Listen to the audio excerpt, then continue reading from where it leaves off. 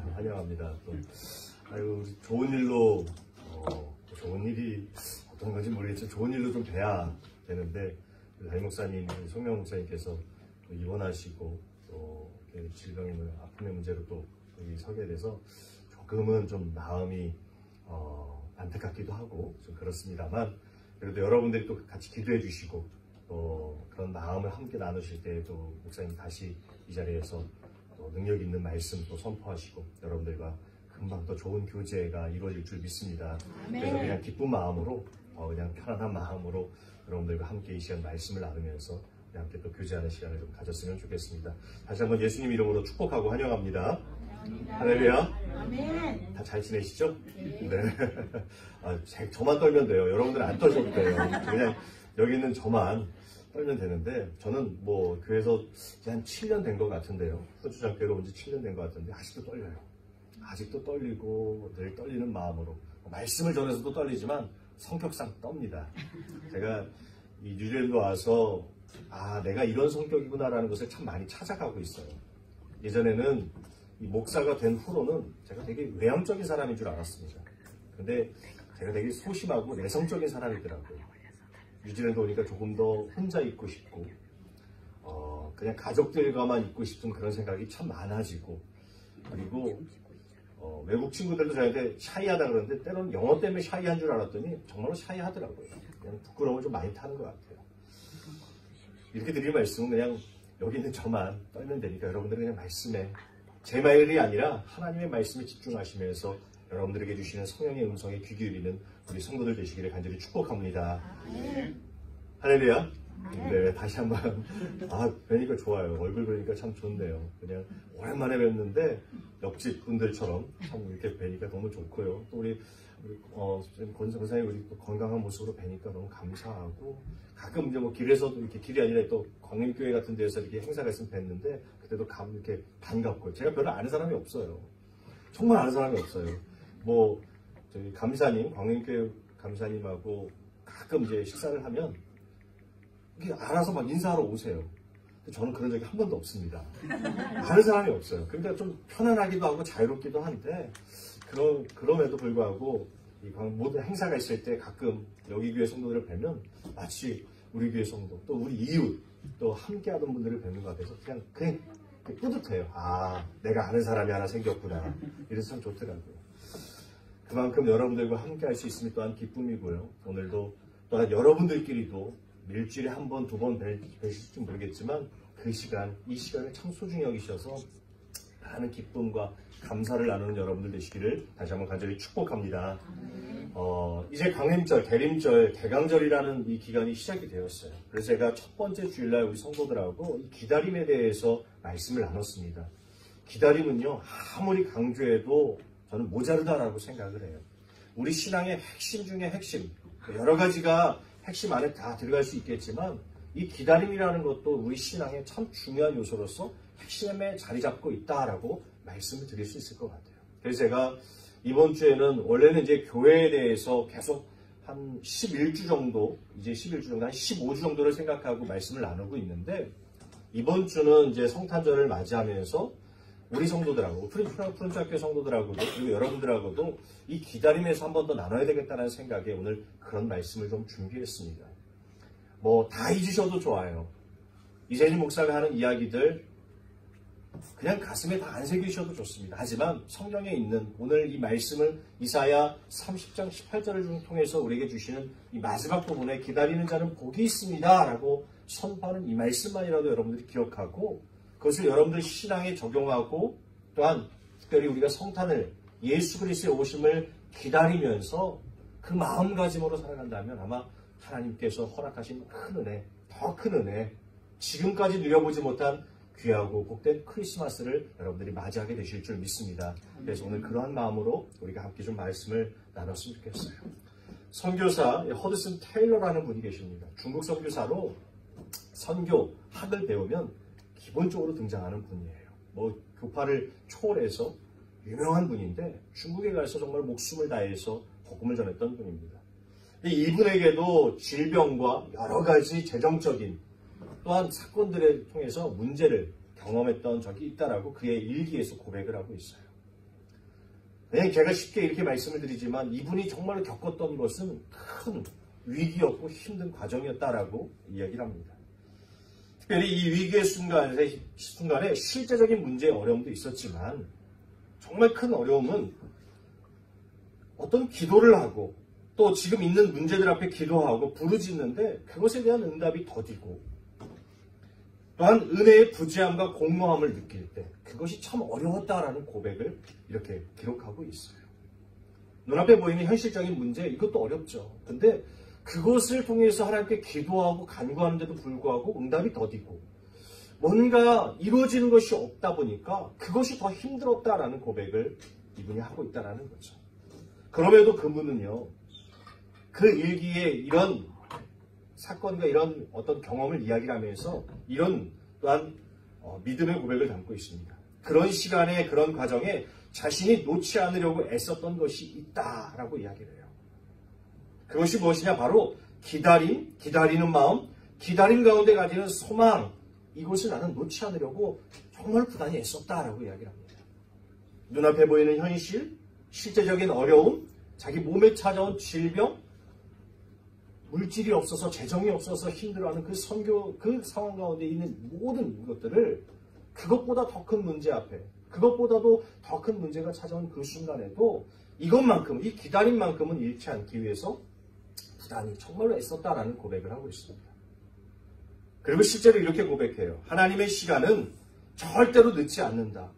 우리의 기다림 속에서 하나님은 당신의 섭리를 이루신다라고 이야기합니다. 멋진 고백이죠. 그렇기 때문에 나는 이 기다림을 절대로 포기할 수 없고 그렇기 때문에 나는 이 기다림을 끝까지 붙들겠습니다라고 이렇게 고백을 하고 있습니다. 결국 이 고백은요, 이분의 믿음은요, 이러한 소망과 이러한 기다림은 실제가 되어서요. 이 기다림의 신앙, 이 영성은 그를 하나님의 살아계심과 도우심을 경험하는 그 자리까지 인도하게 합니다. 이런 상황을 넘어서게 하고요. 이런 어려움을 이겨내게 하고요. 이런 위기를 더 넘어서 하나님의 은혜를 마주할 수 있는 그 자리에 서게 했다라고 그분의 일기에서 아주 분명하고 정확하고 또한 강조해서 기록을 하고 있음을 발견할 수 있어요. 우리 삶에서도 저는 똑같다고 생각을 합니다. 하나님의 응답이 더딘 것처럼 보일 때, 또 위기나 어려움이 있을 때, 그리고 말씀의 응답과 성취에 대한 기대와 간절함이 있는데 그렇지 못할 때,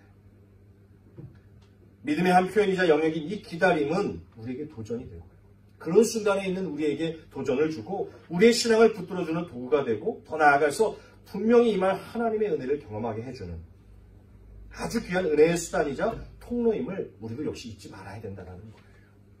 저와 여러분들도 말이죠. 또한 우리가 기대하는 것들 그것을 최대한 온전히 완벽하게 누리기 위해서는 무엇이 필요하냐?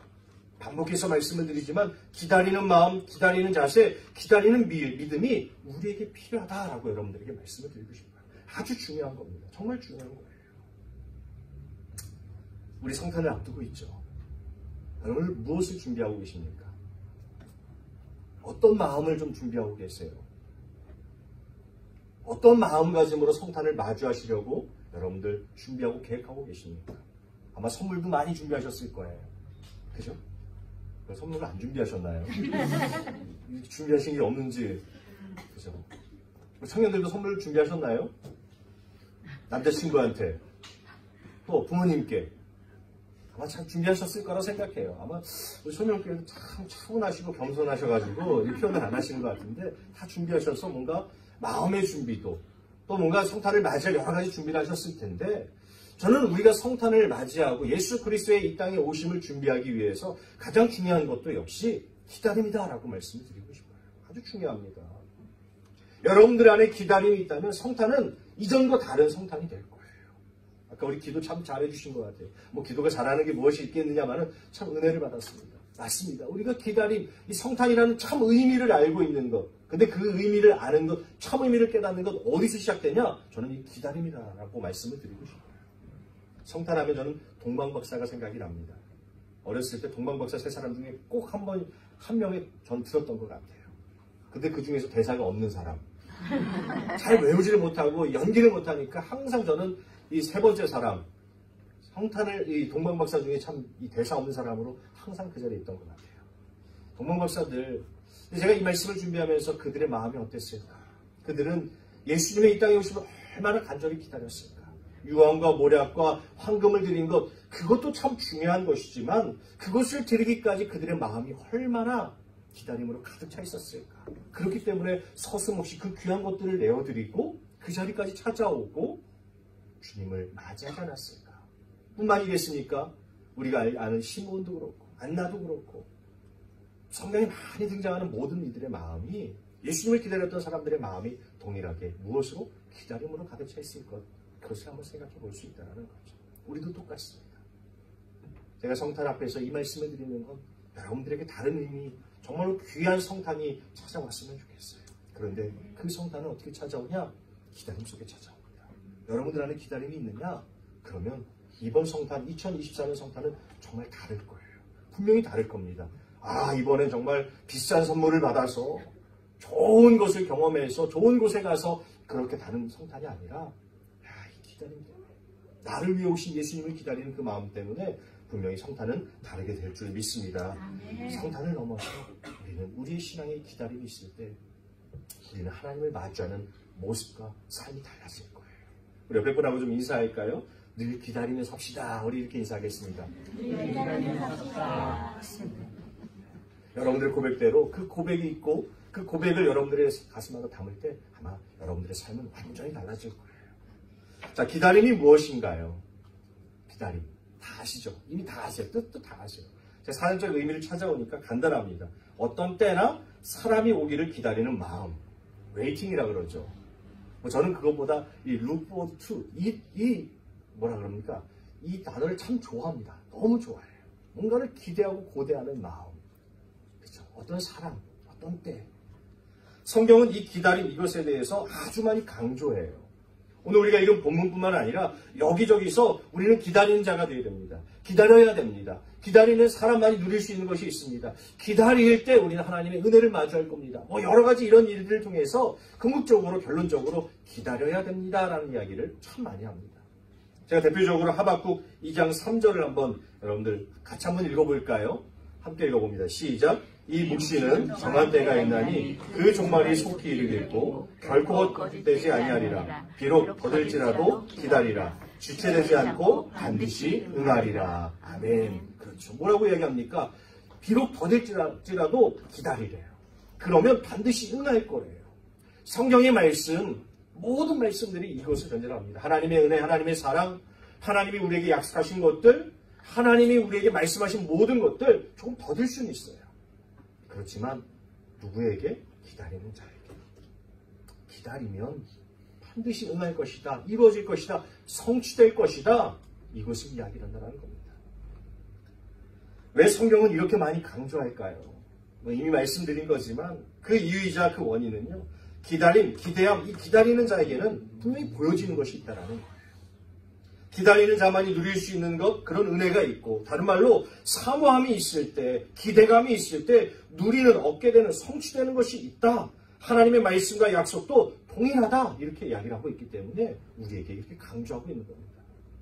하나님의 어떻게 보면 결론이자 응답을 볼 수 있는 가장 빠른 길, 또한 가장 정확한 방법, 또한 우리에게 분명하게 제시한 방법이 바로 이 기다림이다라고 이야기를 하고 있어요. 예수님도 말씀합니다. 예수님은요, 제가 찾아보니까 야 너희들 어떤 사람이 되라라고 말씀하시는 거 직접적인 그런 이야기를 잘 안 하세요. 무엇을 통해 이야기하시냐? 비유, 은유. 약간 돌려서 말씀하시는 걸 참 좋아하시는 것 같아요. 가끔은 왜 그러실까? 그냥 직접적으로 얘기하시면 요한복음도 1장으로 끝날 수 있을 것 같은데, 마가복음도, 마태복음도, 누가복음도 한 장으로 끝날 수 있을 것 같은데 예수님은 비유로. 어떻게 보면 참 고마우신 분이고 어떻게 보면 참 생각을 많이 하게끔 하시는 분이다라는 생각을 하는데, 그럼에도 불구하고 성경에 이 몇 가지 안 되는 예수님께서 이런 사람이 되라라고 말씀하시는 분 중에 이 기다리는 자가 되라라는 말씀을 직접적으로 언급하시더라고요. 보십시오. 누가복음 12장 36절에 이렇게 말씀합니다. 너희는 마치 그 주인이 혼인집에서 돌아와 문을 두드리면 곧 열어주려고 기다리는 사람과 같이 되라. 이렇게 말씀합니다. 똑같죠. 기다리는 사람같이 되라. 언제 찾아올지, 어느 순간에 찾아올지 모르지만 분명히 찾아와서 문을 두드릴 때 열어줄 수 있는 사람, 준비된 사람, 기다려서 그 기다림 가운데 이루심을 받는 그런 사람이 되라라고 분명히 말씀하고 있다는 거예요. 이 말씀과 의미들 속에서 기다려야 기다리는 마음, 기다리는 믿음이 있을 때야 비로소 그런 자에게 주어지는 은혜가 있다. 주인을 맞이할 수 있고 결론을 얻어낼 수 있고 성취된 것을 볼 수 있는, 역으로 말하면 기다리는 기대하는 마음, 이런 믿음이 없으면 아무런 은혜를 누릴 수 없다라고도 우리는 받아들일 수 있다는 거예요. 만약 여러분들이 12월 25일 성탄절을 맞이했는데 예전과 다르지 않아요? 한번 여러분들 스스로를 점검해 보십시오. 여러분들 안에 기다림이 조금 부족하지 않은가? 아니, 기다림이 없진 않은가? 내가 정말로 이때를 위해서 다시 이 땅에 오신 예수 그리스도를 정말 맞이하려고 이미 2000년 전에 이루어진 일이라 그냥 치부해버리고 생각하지 않는 것이 아니라 내게 정말로 그 주님이 다시 오셔서 나를 뜨겁게 하시고 나에게 은혜를 넘치게 하시고 나에게 그 사랑과 그 충만하심을 채워주실 그 주님을 기다리는 마음이 있는가? 아마 있다면요, 여기 있는 분들 한 분도 다르지 않게 한 분도 빠짐없이 좀 다른 성탄절을 맞이할 것이라고 저는 분명히 믿습니다. 자, 오늘 우리가 읽은 말씀도 이 본문에서도 기다림에 대한 이야기를 합니다. 이사야 30장 18절도요, 분명히 기다림에 대한 이야기를 하는데 이스라엘 백성이 하나님의 때를, 하나님의 약속을 기다리지 못하고 애굽을 의지했던 실패를 그 배경으로 다루고 있어요. 야, 너희들 나를 의지해. 좀 나의 은혜를 기다려. 좀 나를 기다리면서 내가 허락한 너희들을 향한 사랑과 그 은총과 자비와 인자하심을 좀 기다려라고 누누이 얘기하셨는데도 불구하고 기다리지 못하고 그것을 얻지 못했던 이스라엘 백성들의 그 모습들을 배경으로 하고 있어요. 그들은 하나님의 이 명령과 말씀대로 하지 않고 보지 못했고 듣지 못하고 결국은 패망해버리는 그러한 결론까지도 또한 이 배경 속에서 가지고 있다는 겁니다. 그럼에도 하나님은 그런 이스라엘 백성들에게 어떻게 하시나요? 찾아오시죠. 다가오세요. 야, 너희들 왜 이렇게 말을 안 들어? 너희들 왜 이렇게 하라는 대로 안 해? 이제 너희는 내 백성이 아니야. 난 너희들이 싫어. 너희를 버리겠어라고 말씀하시는 것이 아니라 그럼에도 이렇게 찾아오셔서 오늘 이 말씀을 던져주고 계신 거예요. 다시 그 은혜를 회복할 방법, 하나님과의 관계를 회복할 방법, 다시 하나님은 그들의 하나님이 되고 이스라엘은 하나님의 백성이 되는 방법을 이 말씀을 통해서 제시하고 계시다는 겁니다. 다른 말로 주님의 사랑을 입는 방법, 주님의 은혜를 입는 방법에 대해서 이 말씀으로 가르쳐주고 있죠.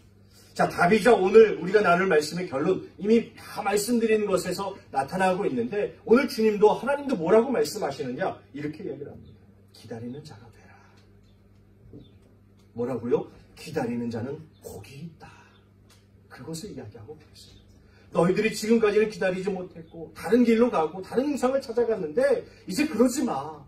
내가 너희를 위해서 이렇게 많은 것을 준비했는데 이것을 누리기 위해서 어떻게 기다리는 자가 되어서 그 복, 그 수많은 복을 누려라라고 말씀하고 계시다는 거예요. 우리에게도 똑같죠. 우리에게 똑같습니다. 잠깐 어긋날 때, 잠깐 잘못된 길로 갔던 적도 있는 우리에게도 오늘 이 말씀으로 다가오시는 거예요. 너희도 괜찮아. 기다리는 자가 되어서 내가 지금 너희를 위해서 간절히 준비하고 있는 그 모든 것들을 너희들이 누릴 수 있는 자들이 되길 바래. 우리에게도 동일하게 이렇게 말씀하고 있다는 거죠. 다시 한번 인사할까요? 진짜 기다리는 사람이 됩시다. 강조하셔야 돼요. 진짜를요. 진짜 기다리는 사람이 됩시다. 인사하겠습니다. 진짜 기다리는 사람이 됩시다. 네, 가짜 기다리는 사람 아니에요. 그냥 기다리는 사람이 아니라 진짜 기다리는 사람입니다. 정말로 기다리는 사람. 우리가 성탄뿐만 아니라 그것을 넘어서 하나님이 내게 주시겠다라고 하시는 것, 하나님이 나를 위해 준비하고 겠다고 하신 것, 이 모든 것을 기다리면서 성취하고 얻어내고 그것을 누리는 우리 성도들 되시기를 간절히 축복합니다. 자, 그럼 오늘 본문에서 왜 기다림이 우리에게 있어야 되는가? 왜 주님은 무엇을 주시기 위해서 우리에게 이 기다림을 가지라고 하시는가? 조금 더 구체적으로 보면 이겁니다. 첫째는 하나님의 은혜를 얻는 길이기 때문에 기다리라고 말씀하고 있어요. 오늘 18절 이 첫째 부분에 앞부분에 이렇게 이야기합니다. 그러나 여호와께서 기다리시나니 이는 너희에게 은혜를 베풀려 하시며 라고 분명하게 말씀하고 있죠. 뭐라고요? 은혜를 베풀고자 준비하고 계시대요.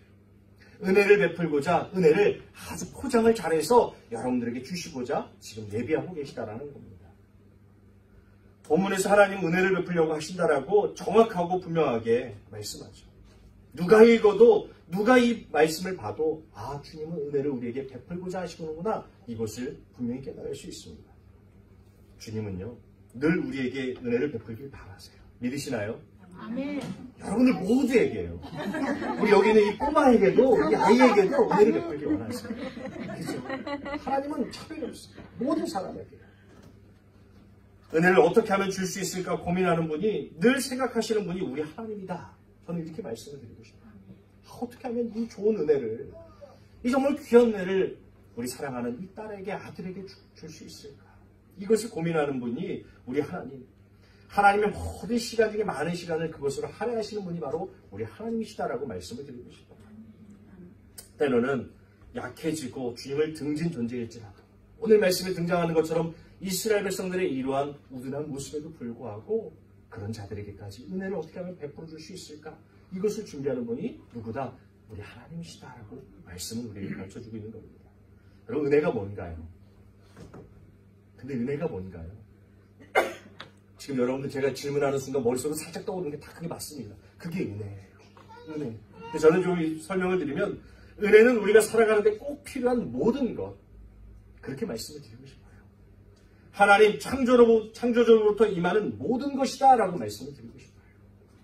때로는 우리가 아무 생각 없이 쉽게 접하는 뭐가 있죠? 이 공기, 이조차도 은혜다라고 말씀을 드리고 싶습니다. 기본적인 것을 넘어서 우리가 필요하다고 느끼는 것, 우리의 영과육이 필요하다고 느끼는 모든 것, 나 지금은 건강이, 물질이, 도움이, 사람이 필요해, 이렇게 느끼는 모든 것이 바로 우리에게는 은혜다라고 말씀을 드릴 수 있어요. 그리고 주님이 또한 우리를 향해 우리의 필요를 아시고 그 필요를 채워주시려고 하는 것, 그것이 바로 은혜다라고 말씀을 드리고 싶습니다. 좀 범위가 넓죠. 그런데 다시 말씀드리지만 여러분들이 지금 생각하는 것, 떠오르는 것, 그게 바로 은혜라는 거예요. 그것을 주님은 채워주길 원하시고, 주님은 그것을 함께 하시길 원하시고, 주님은 그것을 통해서 여러분들에게 하나님의 사랑을 나타내시길 원하세요. 하나님과 우리 사이에 필요한 것들, 그것을 채워주시길 원하시는 것, 늘 우리를 향한 그런 간절한 마음을 또한 가지고 계시다. 다시 말씀드리면 누가요? 하나님이요. 우리가 믿는 그 하나님이요. 부모들도 아이들에게 어떻게 하면 좋은 것을 줄까 고민합니다. 그렇지 않습니까, 원사님? 그렇죠. 운동 하나를 사줘도 이것보다 더 좋은 거를 좀 사주고 싶은데, 그래서 때로는 내 수중에 좀 물질이 좀 부족해도 조금 더 좋은 것을 사주고 싶은데, 더 좋은 것을 주고 싶은데 하는 게 부모들의 마음 아니겠습니까? 먹을 것을 줘도 이것보다 좀 더 건강한 것, 더 좋은 것, 더 맛있어 하는 것을 주고 싶어 하는 것이 우리 부모들의 마음이지 않습니까? 하나님의 마음도 동일하다고 저는 생각해요. 어떻게 하면 우리 사랑하는 아들과 딸의 그런 것을 채워줄 수 있을까? 내 백성의 어떠한 그런 필요를 채워줄 수 있을까? 더 좋은 것으로, 이왕 채워주는 것, 가장 좋은 것으로 채워주고 싶은 것이, 그런 마음이 바로 우리 하나님이다라는 것을 우리는 절대로 또한 잊어서는 안 된다는 것이죠. 성경은 또한 말씀은 우리에게 그것을 증거하고 있다는 겁니다. 그럼 그런 하나님의 은혜, 지금까지 말씀드렸던 그런 은혜를 우리는 그럼 어떻게 누릴 수 있느냐? 오늘 성경이 답하고 있어요. 오늘 본문 마지막에 이렇게 이야기를 한다고 말씀을 드렸죠. 기다리는 자에게 복이 있을 것이다. 앞서 이 18절 앞부분에 이야기하는 하나님께서 준비하시는, 하나님께서 베풀고자 하시는 그 은혜도 똑같습니다. 그것도 역시 그 복 안에, 그 은혜 안에 포함돼요. 어떻게 해요? 기다리는 자에게. 그것을 기다리며 사모하는 자에게. 그것을 기대하는 자에게. 너희들 그것을 얻기 위해서 저기 가서 노동을 해. 너 저기 가서 뭔가 일을 해. 뭔가 우리가 공로, 우리의 어떤 힘으로 그것을 얻어내는 것이 아니라 단 하나 하나님께서 말씀하시는, 어떻게 보면 그 조건이라는 것은 기다리는 것. 기다리는 자에게 그것이 주어질 것이다라고 분명히 말씀하고 있다는 거예요. 오늘 본문에 보니까 하나님도 기다리면서 그 과정과 시간을 들여서 이 은혜를 준비하고 계시다. 베풀기를 원하신다라고 말씀하고 있어요. 우리가 누리는 길, 그만큼 주님이 기다리시며 그것을 준비하는 그 시간이 있는 만큼 우리도 주님의 마음 따라서 같이 기다리면서 그 은혜를 사모하는 것, 그것이 있을 때 그것이 누구 것이 된다? 여러분의 것이 된다라고 분명히 말씀하고 있다는 겁니다. 여러분, 아브라함 보세요. 아브라함. 약속의 말씀을 듣습니다. 그 약속의 말씀이 자기 것이라고 생각하고 이 본토 친척 아비집을 떠나서 떠나갑니다. 또 하나님께서는 중간에 그에게 너에게 아들이 있을 것이다 라고, 너의 태에서 나오는 아들이 있을 것이다 라고까지 이야기를 합니다. 그 고향 땅을 떠나서 약속의 땅까지 가는 그 시간도 참 오래 걸렸어요. 근데 그 아들에 대한 약속도 얼마나 걸리신지 압니까? 25년이 걸렸어요. 25년. 별로 안 놀라시네요. 아들 주시겠다고 했는데 25년이 걸렸대요. 그쵸? 저희 아내 같은 경우는 못 참아요. 저희는 이제 첫째를 가지고자 결심했을 때 저희 아내는 얼마나 노력했는지 몰라요. 하루, 이틀, 그 시간이 아까워서 그 시간이 기다려지기 힘들어서 어떻게든 이 첫째를 가지고 싶어서 막 정말로 애가 타더라고요. 근데 여러분 25년이에요. 얼마나 그랬을까요? 나이는 점점 들어갑니다. 호호 할아버지가 되어가는데 아들이 내태에서 난 아들이 없어요. 얼마나 힘들었을까요? 얼마나 실망스러웠을까요? 얼마나 약해졌을까요? 하지만 성경에서 보여주는 아브라함의 모습은 어떤 겁니까? 그래도 약속의 땅을 향해서 나아가고 그래도 하나님의 말씀을 붙들려고 하고 나아가고 그것을 다른 말로 표현하면 그에게는 늘 기다림이라는 것이 있었다는 거예요. 하나님 주시겠지. 하나님 다다르게 해주시겠지. 하나님 말씀대로 이루어 주실 것이요. 그 기다림이 있었기 때문에 하나님의 약속이 누구에게? 아브라함에게 분명하게 성취되는 것을 성경은 빼놓지 않고 기록하고 있다는 것이죠. 누군가가 그런 말을 합니다. 기다림 없이는 은혜도 없다. 쉬운 말이죠. 다 아시는 말이죠. 여러분들의 누군가에게 가서 참 명언처럼 한번 이렇게 딱 선포해 주시는 그런 말씀 되기를 간절히 축복합니다. 오늘 집에 가셔서 한번 여러분들 자녀들, 친구들, 여러분들 만나는 분들에게 한번 이야기해 보세요. 좀 신앙이 있고 교회 다니는 분들에게 야, 기다림이 없으면 은혜가 없어. 다 여러분 그냥 딱 돌아서 보세요.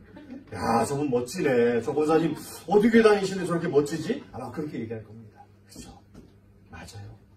기다림 없이는 은혜가 없습니다. 이게 어떻게 보면 기다림은 은혜의 문을 여는 열쇠다라고 말씀을 드리고 싶어요. 하나님이 베푸시고 하나님이 준비하시고 하나님이 예비하신 것 그것을 우리에게 허락하시는 그 순간은 언제냐? 우리가 기다리는 그 순간이라는 거예요. 내게 기다림이 있을 때라는 거예요. 기다림이 없으면 하나님이 저와 창고에 곳간을 다 채워놓으셨어도 내 것이 되지 못한다는 겁니다. 성경에 한 인물을 더 보면 다윗도 그렇습니다. 기름 부음을 받아요. 형제들을 다 제치고 기름 부음 받습니다. 바로 왕이 되었나요? 아니에요. 15년이 걸렸습니다. 15년. 역시 놀라지 않으시네요. 한 100년쯤은 돼야 우리 소명교회 성도들은 좀 그래 이 정도는 돼야 좀 참을만 하지 이런 생각을 하시는 것 같아요. 15년이 걸렸대요. 하나님 나 기름 부으셨잖아요. 하나님 그럼 난 바로 왕 돼야 되는 거 아닙니까? 얼마나 기다렸을까. 그러나 그 기다림을 원망과 불평이 아니라 늘 그 자리에서 지키면서 살아갔던 다윗의 모습을 오늘 말씀을 통해서 충분히 묵상해 볼 수 있다는 겁니다. 결국에는 어때요? 하나님 세우시잖아요. 왕을 세우시잖아요. 그와 함께 하시잖아요. 그 15년이 별로 그렇게 긴 시간이 아닌 것처럼 느껴지게 하시는 하나님의 은혜가 다윗에게 임했다라고 성경은 기록하고 있어요. 헨리 나우엔이라는 분이 이렇게 이야기를 합니다. 하나님께서는 당신의 때를 준비하시며 우리는 오직 기다림으로 그것을 맞이하고 청취하고 쟁취할 수 있습니다. 라고 이야기하고 있어요. 여기도 있죠. 하나님께서는 당신의 때, 은혜의 때를 준비하십니다. 우리는 오직 기다림으로 그것을 어떻게 해요? 쟁취할 수 있다는 거예요. 믿음의 선배들이 이런 고백을 가지고 살아갔다는 겁니다. 이분들이 우리보다 나아서 많은 배워서 이렇게 고백하는 게 아니에요. 그냥 하나님에 대한 믿음 안에서 이런 것을 경험하면서 우리에게 그 경험을 나눠주고 있는 겁니다. 충분히 여러분들도 이런 고백, 더 멋진 고백 하실 수 있어요. 이런 믿음을 가지고 살아갈 수 있다는 겁니다. 사랑하는 여러분, 기다림 가운데 하나님의 은혜를 성취하며 살아가는 저와 여러분들 되시기를 간절히 축복합니다. 우리 이 말씀 한번 같이 읽어볼까요? 이사야 40장 31절 말씀입니다. 너무 잘 아는 말씀이죠. 같이 읽어봅니다. 크게 시작. 오직 여호와를 앙망하는 자는 샘을 얻으리니 독수리가 날개치며 올라감 같을 것이요 다른 박질하여도 곤비하지 아니하겠고 걸어가도 피곤하지 아니하리로다. 아멘. 누가 샘을 얻는데요? 오직 여호와를 앙망하는 자. 앙망이라는 단어 우리 청년들은 조금 어려워할 수 있어요. 똑같아요. 기대하고 기다린다라는 말씀이에요. 기다린다라는 거예요. 누구에게 샘을 주신대요? 누구에게 힘을 주신대요? 누구에게 은혜를 주신대요? 성경은 계속해서 반복적으로 이야기를 합니다. 마치 우리에게 외우라고 하듯이 우리에게 그것을 받아들이라고 하듯이 이야기해요. 오직 여호와를 기다리는 자에게. 여러분들 다른 게 없어요. 뭐 좋은 대학, 뭐 좋은 사람을 만나서 장가가고 시집가고 이래서 하나님의 은혜를 경험하는 게 아니에요.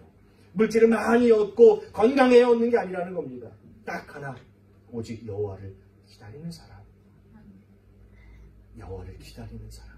기다리는 자에겐 복이 있다라고 분명히 말씀하고 있는 것. 여러분들 잊지 않고 그 하나님이 베풀어 주시려고 하는 그 은혜를 누리는 여기 있는 모든 성도들 되시기를 간절히 축복합니다. 자, 두 번째는 이거예요. 긍휼을 얻는 길이기 때문이라는 거예요. 오늘 말씀에 등장합니다. 뭐라고요? 하나님의 긍휼을 얻는 길이다. 은혜와 더불어 하나님의 긍휼은요, 우리에게 절대적으로 필요합니다.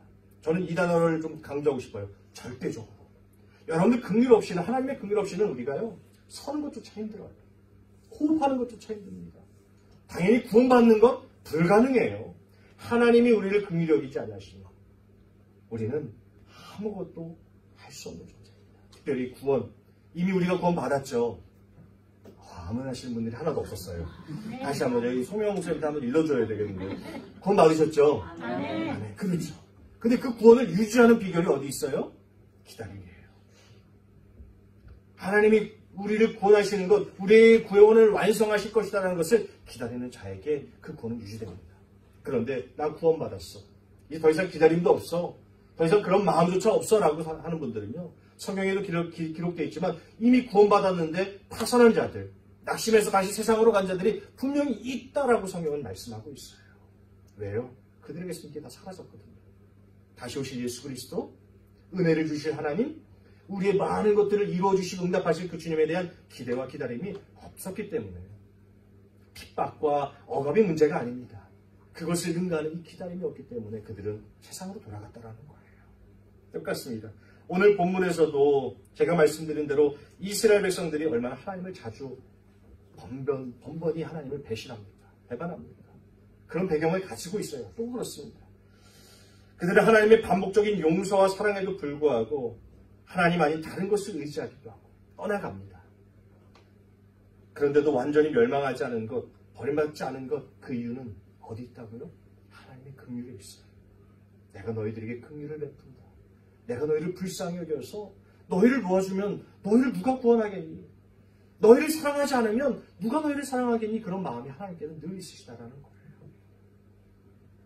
그 긍휼, 이스라엘 백성들에게 베풀어졌기 때문에 다시 한번 하나님께서는 그들에게 기회를 주시고 다시 그들에게 구원하시고자 이 말씀으로 다가가고 계시다라는 거죠. 비단 이스라엘 백성들만이 아닙니다. 우리도 똑같아요. 우리도 이미 구원받았지만 늘 죄에 노출되어 살아갑니다. 악한 세상에 노출되어 있어요.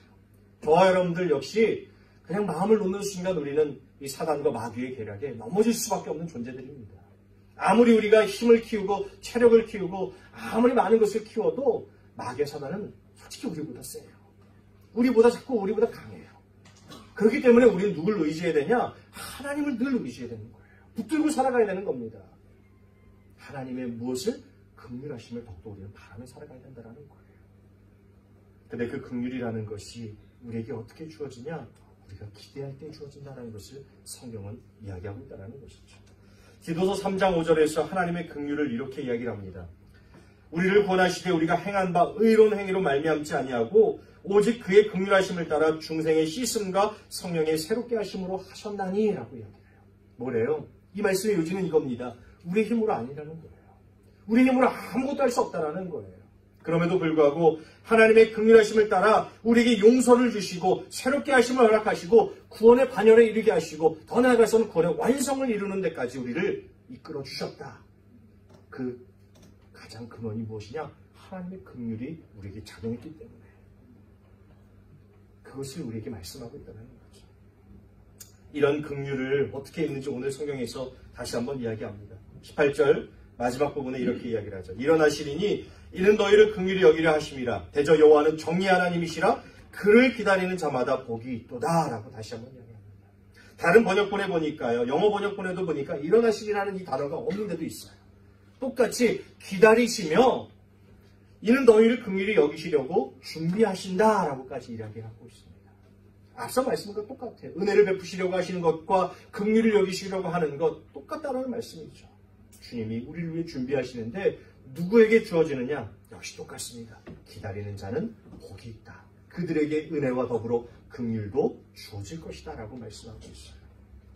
우리가 요셉을 생각해보면 이해하기 쉽습니다. 억울하고 누명쓰고 형제들에게 버림받고 얼마나 처참한 삶을 살아냅니까? 저 같으면 못 견뎠을 것 같아요. 저 같았으면 인내가 뭐예요? 기대가 뭐예요? 사모하고 소망함이 뭐예요? 다 사라지고 마지막으로 기다림 없었을 것 같아요. 나를 그래도 세워주시겠지. 나를 그래도 어떻게든 건져주시겠지. 이러한 기다림 못했을 것 같아요. 설상가상이라고 그러죠. 엎친 데 덮친 격으로 계속해서 부정적인 일들이 일어나는데 여기서 어떻게 기대를 해볼 수 있겠습니까? 그런데 요셉은요. 그래도 하나님을 버리지 않습니다. 그래도 하나님 앞에서 떠나지 않아요. 제가 성경의 여러 부분 읽어보면서 찾아봐도 요셉이 불평했다, 원망했다, 형제들뿐만 아니라 하나님을 향해서 그렇게 하나님을 향한 불평과 원망, 부정적인 언어를 담았다. 이런 얘기가 기록되지 않더라고요. 왜요? 정말로 없어서예요. 성경은요, 되게 솔직합니다.